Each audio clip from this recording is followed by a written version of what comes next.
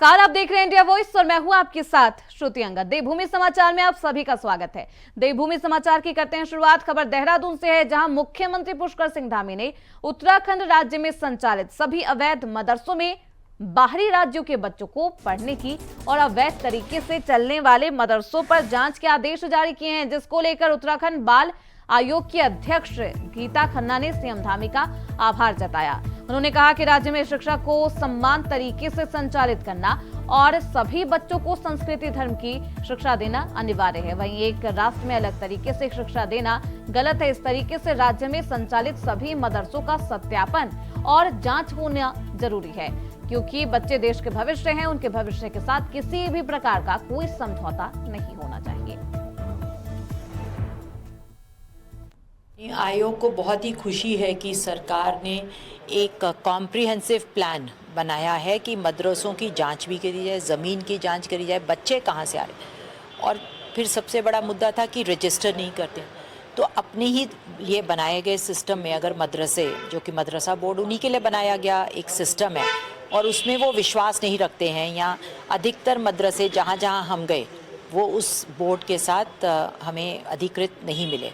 तो ये बहुत ही वेलकम स्टेप है और मैं बिल्कुल धन्यवाद देना चाहती हूँ मुख्यमंत्री जी का कि उन्होंने हमारी शिकायतों का संज्ञान लिया। हमारी जो हमने ये रिक्वेस्ट करी थी कि मदरसों में उनके जो मदरसों के नियम हैं और धार्मिक दृष्टि से भी जो मदरसे के नियम है कि प्राइवेट लैंड पे नहीं बन सकता, क्योंकि इसमें ज़कात का पैसा लगता है, दान का पैसा लगता है, तो फिर ये ज़मीन भी किसी सोसाइटी की होनी चाहिए।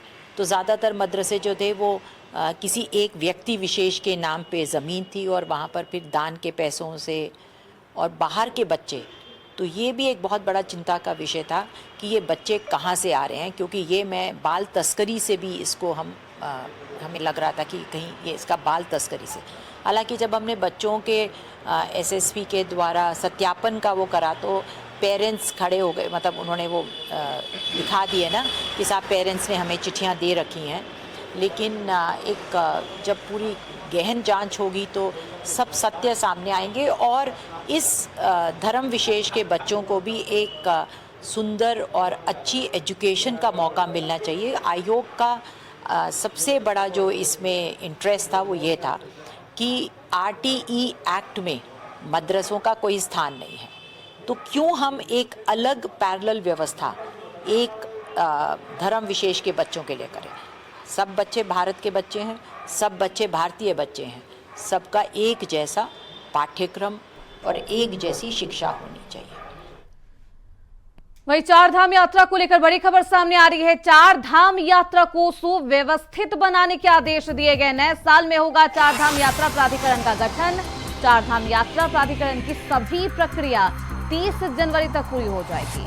सीएम धामी ने दिया है निर्देश, 30 जनवरी तक पूरा हो काम। चार धाम यात्रा के लिए डिजिटल टेक्नोलॉजी का भी किया जाएगा इस्तेमाल। तीर्थ पुरोहितों और स्टेक होल्डरों से मांगे गए हैं सुझाव। तो नए साल में होगा चार धाम यात्रा प्राधिकरण का गठन और चार धाम यात्रा को सुव्यवस्थित बनाने के आदेश सीएम धामी ने दिए हैं। नए साल में चार धाम यात्रा प्राधिकरण का गठन भी किया जाएगा। चार धाम यात्रा प्राधिकरण की सभी प्रक्रिया 30 जनवरी तक पूरी हो जाएगी। सीएम धामी ने निर्देश पर अब 30 जनवरी तक तमाम काम पूरे किए जाएंगे। चार धाम यात्रा के लिए डिजिटल टेक्नोलॉजी का भी इस्तेमाल किया जाएगा। तो मुख्यमंत्री ने आगामी चार धाम यात्रा को देखते हुए तमाम दिशा निर्देश दिए हैं। यात्रियों की हर सुविधा का ख्याल रखने का ये आदेश जारी किया गया है। यातायात प्रबंधन, बुनियादी सुविधाओं के विकास और धामों की वहन क्षमता को परखने के भी आदेश दिए गए। तो यात्रा में अब डिजिटल टेक्नोलॉजी का इस्तेमाल किया जाएगा। हमारे साथ हमारे सहयोगी अभय कैंथुरा देहरादून से ज्यादा जानकारी के साथ जुड़ चुके हैं। अभय, चार धाम यात्रा को लेकर धामी सरकार का यह आदेश आया है। सीएम धामी ने चार धाम यात्रा को सुव्यवस्थित बनाने के आदेश दिए। क्या कुछ कहा गया है?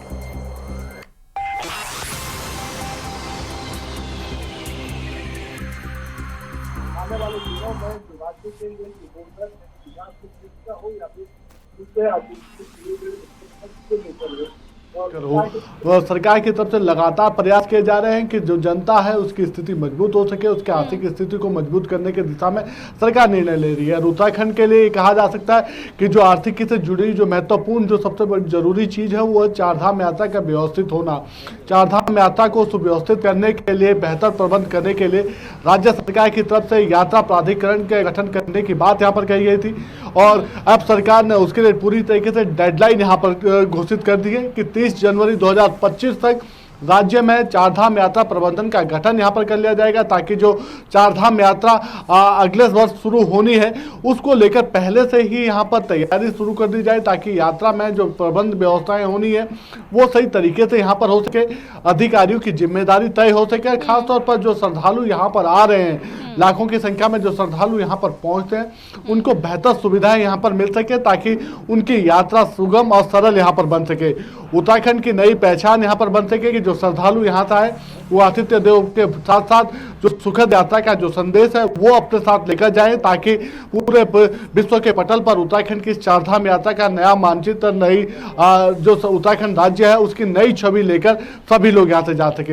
यही कोशिश राज्य सरकार की है, इसलिए यात्रा प्रबंधन का गठन करने का काम यहाँ पर सरकार की तरफ से कर दिया गया। यात्रा प्राधिकरण का गठन यहाँ पर होगा और 30 जनवरी तक उन सब चीजों के लेकर जो जरूरी जो चीजें है, यानी प्राधिकरण का जो गठन यहाँ पर होना है उसके लिए जो जरूरी चीजें हैं कि किस प्रकार से यहाँ पर काम किया जाएगा, कौन सी नीतियां यहाँ पर होगी और यात्रा के दौरान जो चीजों की जो जरूरत आवश्यकता पड़ती है यात्रा को सुव्यवस्थित करने के लिए, उसके लिए किस प्रकार से काम किया जा सकता है, उन सब चीजों के लिए 30 जनवरी तक का समय यहाँ पर रखा गया है, ताकि सभी चीजें सुव्यवस्थित तरीके से सही रूप में यहाँ पर हो सके। इसके अलावा राज्य सरकार की कोशिश यही है कि चारधाम यात्रा को सुव्यवस्थित बनाने के लिए जिस चीज की जरूरत यहाँ पर है, तकनीकी का इस्तेमाल यहाँ पर किया जाना चाहिए, उसको लेकर भी अभी से ही अधिकारियों को उन सब चीजों की इस्तेमाल की जरूरतों को लेकर काम करने के लिए यहाँ पर कहा गया, ताकि जो टेक्नोलॉजी है उसका भी बेहतर इस्तेमाल यहाँ पर किया जा सके और चारधाम यात्रा को और सुव्यवस्थित बनाया जा सके। साथ ही राज्य सरकार ने एक बड़ा निर्णय यहाँ पर लिया है, जो चारों धाम है जिसको लेकर श्रद्धालु लाखों की संख्या में यहाँ पर पहुंचे, उन धामों की जो कैरिंग कैपेसिटी है उसको बढ़ाने की जो क्षमता, यानी जो धारण जो क्षमता है उसको बढ़ाने के प्रयास सरकार की तरफ से यहाँ पर किए जा रहे हैं, ताकि ज़्यादा से ज़्यादा लोग वहाँ पर आ सके, उनके रहने की व्यवस्थाएं वहाँ पर की जा सके और उसके लिए जो जरूरी चीज़ें हैं उनको अभी से ही जुटाने का काम वहाँ पर किया जा सके। तो सरकार की कोशिश है, अब देखना यही होगा कि किस तरीके से जो चार धाम की जो धारण वहन क्षमता है उसे बढ़ाया जाएगा, क्या कुछ करेगी सरकार इसके लिए? देखिए, सबसे जरूरी है कि चारधाम यात्रा मार्गों पर और धामों में जो पार्किंग की जो व्यवस्था उसको सुव्यवस्थित तरीके से वहां पर रखा जाए। जो होटल्स के जो प्रबंध हैं, जो यहाँ पर रुकने की जो व्यवस्थाएं होनी चाहिए थी, उसको वहां पर सही रूप से सुव्यवस्थित तरीके से बनाने का काम वहां पर किया जा सके। खास तौर पर जो वैज्ञानिक तरीके से जो चीज़ें यहाँ पर इस्तेमाल की जा सकती है, अगर आप पार्किंग वहाँ पर बनाएंगे गाड़ियों के रहने की या फिर यात्रियों के पहुँचने के लिए धर्मशाला वहाँ पर बनाएंगे, तो वैज्ञानिक तरीके से उस चीज़ों को बनाया जाए, ताकि उस पर किसी भी प्रकार से किसी भी आपदा की घड़ी में कोई बड़ी मुसीबत या कोई परेशानी वहाँ पर श्रद्धालुओं को ना हो। उसके लिए चीज़ों का अभी से ही इस्तेमाल सही तरीके से करने के लिए कहा गया है और जो टेक्नोलॉजी है, जो नवीनतम जो तकनीकी है उसका इस्तेमाल करने के लिए अधिकारियों को यहाँ पर कहा गया है। धामों में यात्रियों के ज़्यादा से ज़्यादा रुकने की व्यवस्था हो सके, क्योंकि पूर्व में कह सकते हैं कि जो पिछली चारधाम यात्रा यहाँ पर रही है उस दौरान जो भीड़ अनियंत्रित हमने देखी थी, कई उसके वीडियोज भी सोशल मीडिया पर वायरल हुए थे। लगातार हम लोग उस चीज़ों की कवरेज वहाँ पर करते रहे कि जो भीड़ का जो नियंत्रण था जो पुलिस प्रशासन के पास वहाँ पर नहीं था यात्रा को लेकर। ये कह सकते हैं कि जो चारधाम मंदिर समिति है उनके पास वो प्रबंध वहाँ पर नहीं था, वो अभी से ही सही तरीके से वहाँ पर हो सके, भीड़ को नियंत्रित किया जा सके और एक सुव्यवस्थित यात्रा को चलाने का काम यहाँ पर किया जा सके, उसके प्रयास वहाँ पर किए जा रहे हैं, ताकि जो श्रद्धालु वहाँ पर पहुँचे उसके रुकने की व्यवस्था वहाँ पर हो सके और जब तक वो वहाँ पर है तब तक जो दूसरे जो श्रद्धालु रास्ते में हैं उनके लिए बेहतर विकल्प वहाँ पर दूसरे और तलाशे जाए, ताकि उनकी यात्रा और सुगम वहाँ पर बनाई जा सके। उसकी कोशिश वहाँ पर की जा रही है। तो ये कह सकते हैं कि यात्रा करने जो यात्री आते हैं वे उनकी जो यात्रा है वो सगम हो, सरल हो, इसको लेकर धामी सरकार लगातार कार्य करती हुई नजर आ रही है। बने रहिए अब हमारे साथ, आगे भी आपका रुख करेंगे। तो वहीं देहरादून से बड़ी खबर सामने आ रही है। राज्य में निकाय चुनाव से जुड़ी ये बड़ी खबर। निकाय चुनाव से पहले आपत्तियों का अंबार लगा है। अध्यक्ष पद के आरक्षण को लेकर आई आपत्तियां। आज आपत्ति जमा करने का होगा आखिरी दिन। 6 दिन में करीब 1000 से ज्यादा आपत्तियां लगाई गई है। 23 दिसंबर तक आपत्तियों का निस्तारण किया जाएगा। तो निकाय चुनाव से पहले शिकायतों का ये अंबार लगा है और अध्यक्ष पद के आरक्षण को लेकर ये तमाम आपत्तियां आई है। आज आपत्ति जमा करने का आखिरी दिन है। 6 दिन में करीब 1000 से ज्यादा आपत्तियां लगाई गई है। 23 दिसंबर तक आपत्तियों का समाधान निकाला जाएगा, निस्तारण किया जाएगा। तो अध्यक्ष पद के आरक्षण को लेकर ये तमाम शिकायतें 6 दिन में करीब 1000 से ज्यादा आपत्तियां जमा की गई है। तो राज्य में निकाय चुनाव को लेकर सरगर्मियां तेज है और ऐसे में अब निकाय चुनाव से पहले आपत्तियों का अंबार लगा है। तो राज्य में निकाय चुनाव से जुड़ी ये बड़ी खबर सामने आ रही है। निकाय चुनाव से पहले आपत्तियों का अंबार लगा है। अध्यक्ष पद के आरक्षण को लेकर आपत्तियां जताई गई है। आज आपत्ति जमा करने का आखिरी दिन है। 6 दिन में करीब 1000 से ज्यादा शिकायतें लगाई गई है। 23 दिसंबर तक इन तमाम शिकायतों का, इन तमाम समस्याओं का समाधान निकाला जाएगा। तो सभी संभावित प्रत्याशियों के लिए बड़ी खबर सामने आ रही है। आयोग की गाइडलाइन जारी की गई है। निकाय चुनाव को लेकर आयोग की ये गाइडलाइन, अपने टैक्स और बिल जमा करने में जुटे हैं दावेदार।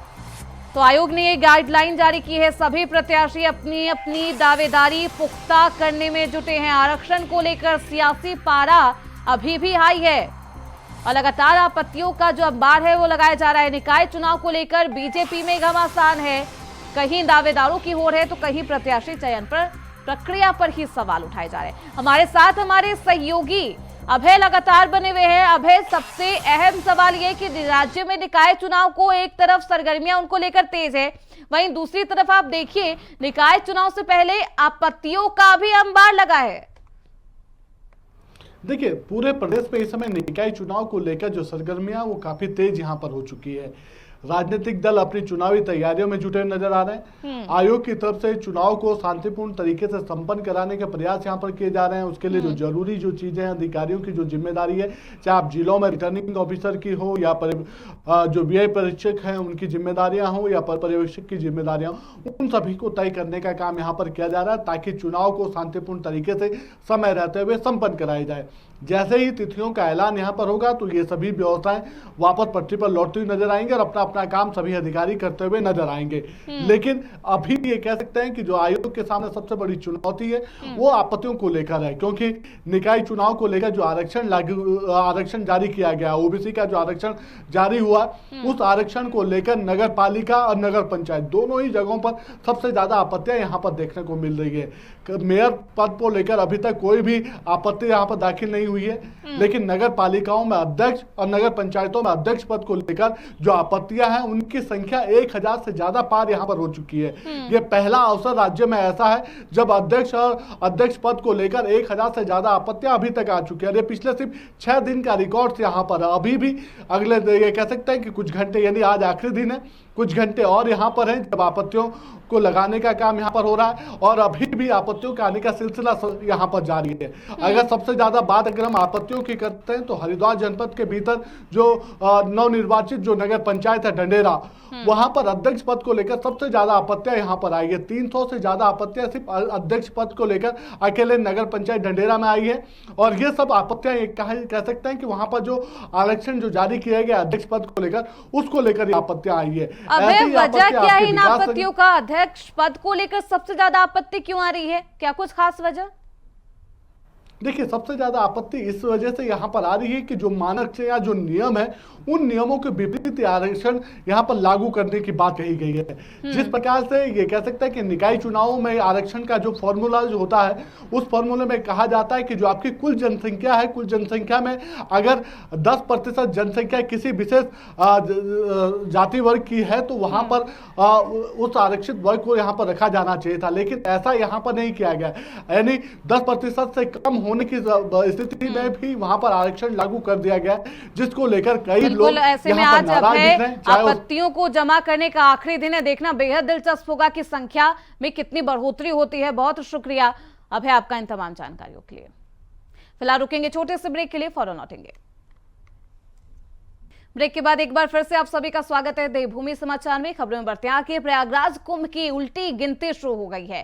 सभी 13 अखाड़े धीरे धीरे प्रयागराज पहुंच रहे हैं। इसी कड़ी में निरंजनी अखाड़ा अपने मुख्यालय हरिद्वार से कुंभ नगरी प्रयागराज के लिए रवाना हो गया। इस मौके पर अखाड़े की रवानगी और उत्तराखंड में मदरसों की जांच के साथ साथ मोहन भागवत के बयान पर निरंजनी अखाड़े के सचिव और अखिल भारतीय अखाड़ा परिषद के अध्यक्ष श्री महंत रविंद्रपुरी से हमारे संवाददाता विकास चौहान ने खास बातचीत की। देखिए उन्होंने क्या कहा। 2025 का प्रयागराज का कुंभ अब शुरू होने वाला है और जितने भी अखाड़े हैं सब ने वहां पर छावनियां बना ली हैं। उसी क्रम में अब निरंजनी अखाड़ा भी हरिद्वार जो मुख्यालय है वहां से रवानगी यहाँ आज कर रहा है। इसी पर बात करने के लिए हमारे साथ हैं अखिल भारतीय अखाड़ा परिषद के अध्यक्ष श्री महेंद्र रविंद्रपुरी जी। और किस तरह से परंपरा है अखाड़ों की यहाँ से रवानगी की। इंडिया वाइस को बहुत बहुत आशीर्वाद, साधुवाद।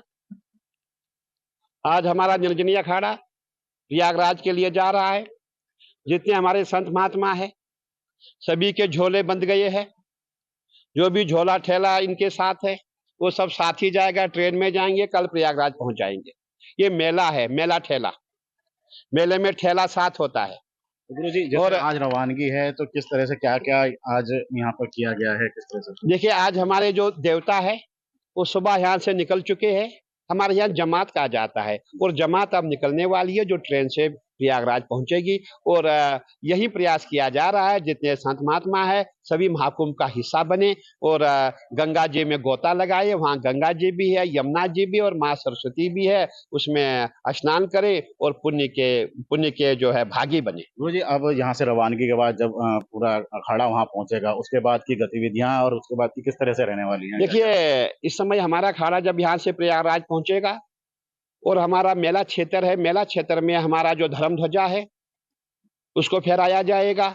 और हमारी जो 4 जनवरी है, 4 जनवरी को हमारी पेशवाई है। और पेशवाई का अर्थ ये होता है कि हम शाही रूप से इस जैसे राजा महाराजा छावनी में प्रवेश करते थे, पेशवाई निकालते थे, वैसे राजाओं की तरह जितने संत महात्मा है, जितने नागा है, महामंडलेश्वर है, ढोल बाजा नगाड़ा, हाथी घोड़ा और बड़े बड़े चांदी के सिंहासन है, उन पे बैठ करके छावनी में प्रवेश करेंगे। और उसके बाद कुंभ की जो तिथियां हैं उन पे और आने वाला जो 14 जनवरी है उस समय हमारा शाही स्नान होता है। शाही स्नान में भी जितने भी हमारे संत है कोई हाथी पे, घोड़े पे और बड़े बड़े बंगलों पे बैठ करके शाही स्नान करेंगे। और जितने नागा है पूरे एक शंकर स्वरूप बन करके गंगा जी में गोता लगाएंगे। ये तो बात रही कुंभ की महाराज जी। और जिस तरह से उत्तराखंड की हम बात करें तो उत्तराखंड के मुख्यमंत्री ने अभी आदेश दिए हैं कि जो मदरसे हैं उनकी जांच और उनके जो अंदर गतिविधियां हो रही हैं उनकी जांच होनी चाहिए। मैं संत समाज की ओर से माननीय मुख्यमंत्री जी को बहुत बहुत आशीर्वाद और साधुवाद देना चाहता हूं।